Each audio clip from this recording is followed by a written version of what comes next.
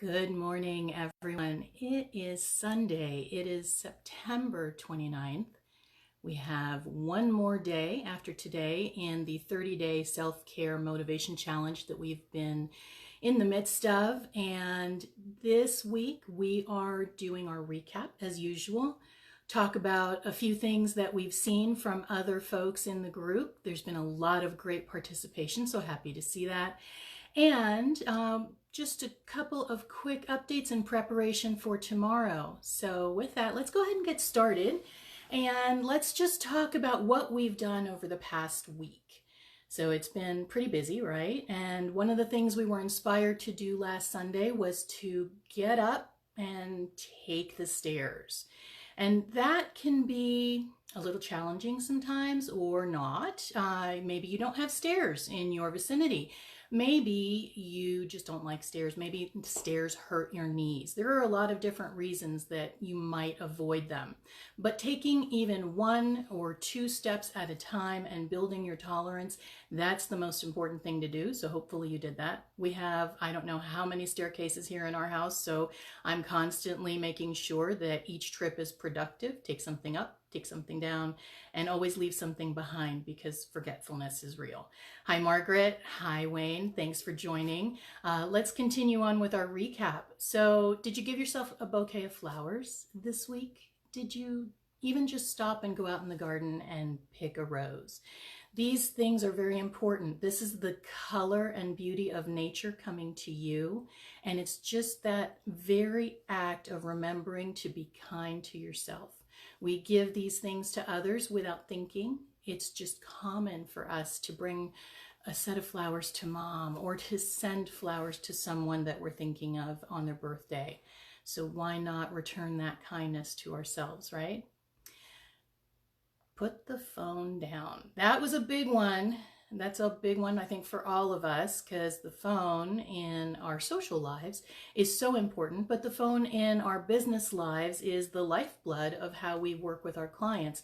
In many cases, we're on the phone, we're texting, we are doing Facebook Messenger, we're doing a lot of different things, including email and our social media posting. So hard to step away. So when you consciously and very deliberately put the phone down and give yourself an hour break, it's that reset that you really need in order to break the pattern that you've been in and be refreshed so that when you get back to it, you have different things that you can say and do and share. You have a different place of energy that you can call upon, and you're actually bringing even better parts of you to the folks who maybe have waited that hour for you to get back to them. Okay, another part of this week, another inspiration was talking to your pet. Now, I have 2 dogs and a cat, and they each have their own crazy, fun, loving personalities. The cat in particular loves to woo anyone who's nearby that she trusts by laying on her back and enticing you to touch her and look how innocent and sweet I am. And then there she is, claws, teeth, and hanging on to you for dear life. And it's more because she just wants to play. Now, that type of engagement may not always be what we would consider self-care by any means, but having the conversation, making the eye contact, even just taking a moment to think, what is my pet thinking right now? What's going through their brain? I just want to know. These are things that do give back to you. There is science out there that proves that our pets help lower our blood pressure and they're healing for us. So it's really important, if you do have a pet, to engage with them in that meaningful way. And remember, they're part of your family and they give you unconditional love every day. If you don't have a pet, it's okay. You don't need to have one. But I bet you there's somebody around you that does, that you could go engage with. And if not, maybe a stuffed animal. That's a possibility too. It's just the act of knowing there's somebody there who doesn't judge and who just loves, and they want to hear what you have to say. So spend that minute with them. Other things that we did this past week and that I encouraged you to do. Donate something. Now, last week we talked about giving a few dollars to a cause that is near and dear to your heart. This is a little bit different. This is actually donating something that you no longer use. Now, let's talk about the practical aspects. We're getting close to the end of the year. It's a great opportunity right now to start going through your closet or going through the house and finding those things that you no longer need and giving them, donate them. What's going to happen is if you own a home and you claim your deductions and you itemize, you'll be able to get a receipt that helps you with your annual tax preparation and gives you just a little bit of a break.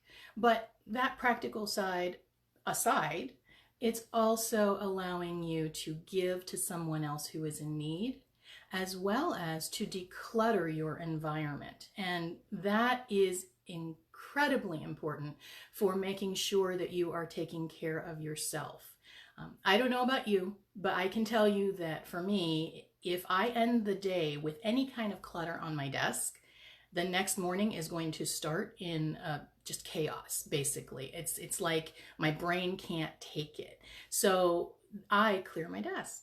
That's one thing I like to do. So when I am ruthlessly going through the closet and pulling things out I don't use anymore and donating, I like to do it a couple of times a year.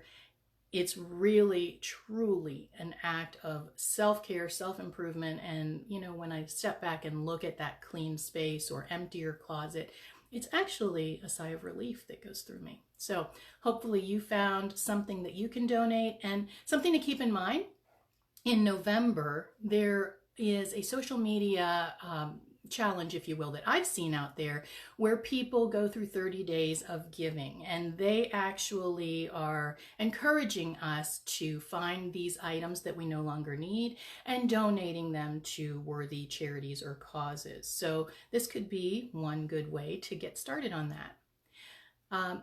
Other things, just two other quick things that we did this past week. One, and I highly recommend this, is update your resume.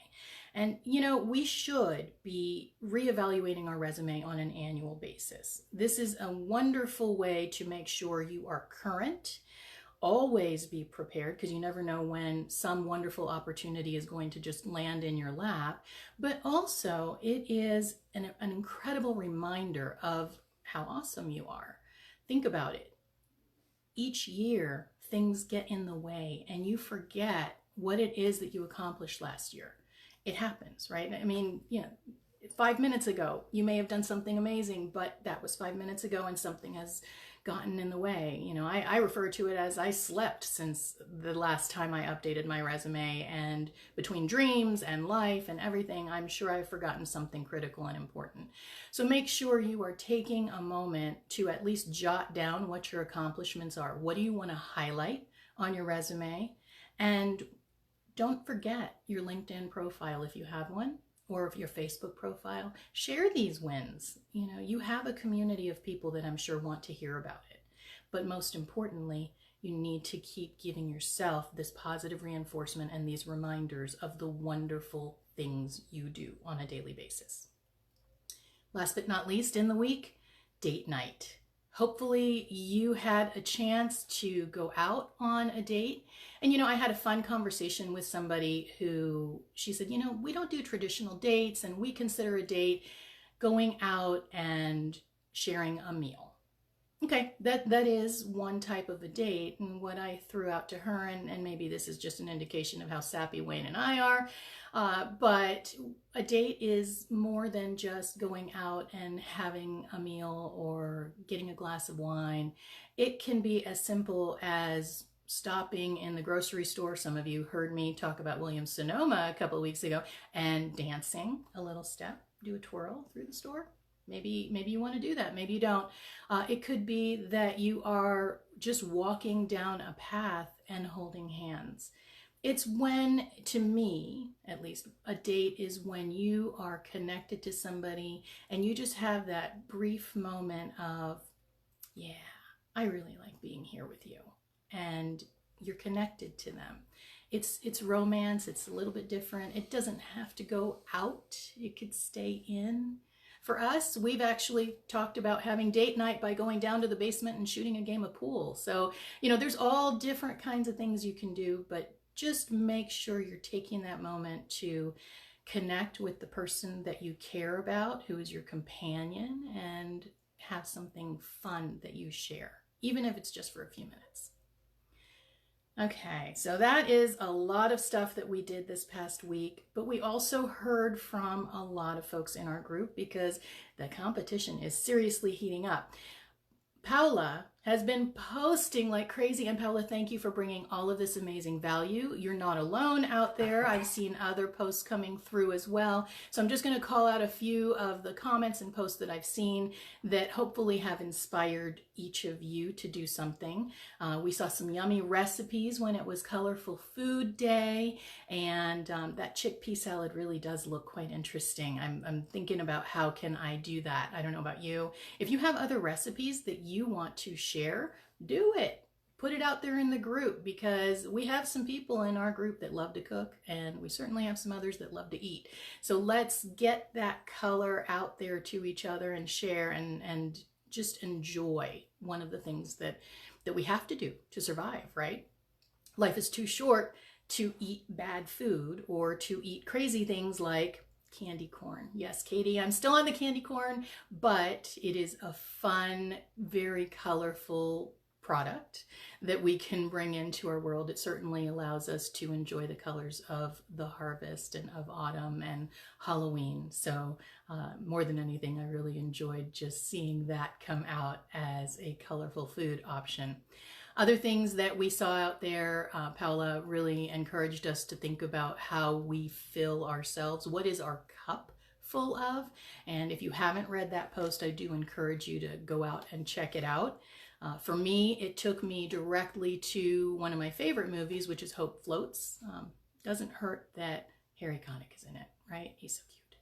But Hope Floats has a comment, has a line in it that is, "My cup runneth over." And I know there are a lot of different connotations to this, but really what I took away from it when I saw this movie years ago was just how full her heart was of love because of the people around her.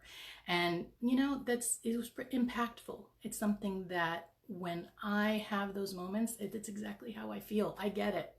So what's in your cup? Not in your wallet. Looking up, connecting. That is something else that came up. And you know, I posted the commercial of the group of people, neighbors, who decided to have a hallway dinner. What a neat idea. Is this something that you could do? You know, is there a way to actually make this happen? Do we close off our street and have an impromptu block party with our neighbors? I don't know. I'd love to hear from you.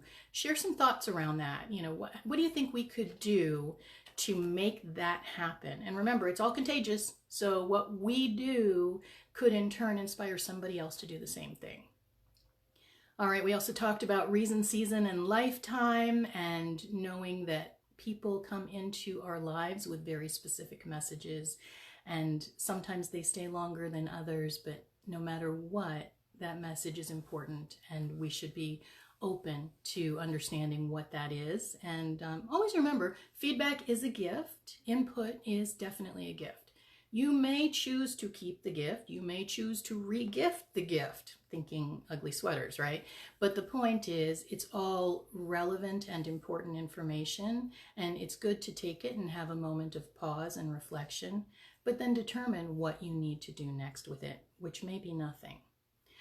Last but not least, we did hear about the growth mindset. Paula put a really compelling image out there that focuses on how we should look at things, how we look at the future, even just phrasing, thinking about things, instead of taking the negative or potentially limiting side of a comment. Instead, look at how do I make this work for me? What is this thing doing that is positive and will help me grow? And you know, with that thought in mind, don't limit yourself. You are the one who has the power to say, I want to achieve that thing over there, and I will. And to that end, I want to share something with you. I'm going to put this book up. It's probably backwards on the video, but it's called Limitless. And I had the pleasure of meeting the author of this book, Amy Arvery. And she's here in New Jersey. She's a mindset coach. She's a hypnotherapist. And I'm actually looking forward to working with her a little bit and possibly bringing her in to do a workshop as part of the self-care workshop series that I'm putting out there in partnership with a few other businesses in the community. So stay tuned, but if you want to read, this is a short little book. I have not yet started it, so that is actually my act of self-care between today and tomorrow, is to read this book. I will report back, but I'm really excited because it's actually sharing stories of the folks that she has helped thus far. So with that, a couple of last quick things and then we're done. We hit 60 members today. Yay. Sat, thank you very much for joining. So glad to have a polished, wonderful young man amongst our midst. And we have many others here who are excited to have you as part of their journey. So definitely look forward to your engagement. In addition, if you want to, I mentioned the local workshop series. If you want to come, there is one happening October 3rd. So this is next Thursday. It's going to focus on aromatherapy as well as fitness and how those work into your self-care routine. If you're local to New Jersey and you would like to come, it's a lunch and learn. Let me know. I would love to have you there as my guest. Just reach out to me, send me a direct message, ping me, text me, whatever works, and I will make sure that you are taken care of. So please do let me know. It would be great to have you there. For those who are not local, we will be recording the sessions and I will put some snippets out here for the group so that you get the benefit of what was shared as well. Last day. One more day and then we give prizes away. So join me tomorrow night. We will be talking about who the winners are. I put a sneak peek out in the group, so you should have a good sense of who's been really engaging. We're going to have prizes for overall engagement in this challenge across all platforms, as well as who's been most engaged on Facebook and who's been most engaged on Instagram. So there is definitely a tight race happening in Facebook. I can tell you that. So if your name was called out in today's post, you have a chance. And the big prize is an Active 5 fitness device. So you definitely want to engage and enjoy this. With that, I leave you for Sunday. Thank you for joining me. Have a wonderful day today. Take that stroll by the water or just go have lunch outside if your day and the weather is cooperating. And I will see you here tomorrow night, giving away some amazing prizes and wrapping up this challenge. Thank you.